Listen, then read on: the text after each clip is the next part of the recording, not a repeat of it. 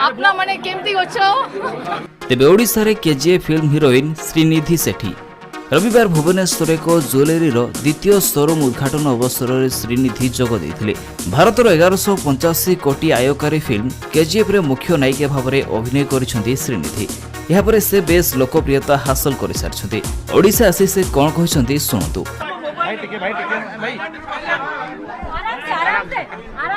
Ma'am आज उड़ीसा आके कैसा लग रहा है आपको? नमस्कार आपना माने केमती अच्छो तो I am very happy that I am here.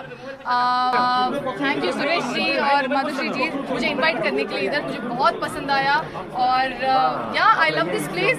मैं नेक्स्ट टाइम 2-3 दिन स्टे करके पूरा प्लेस घूम के उसके बाद वापस जाने वाली हूँ।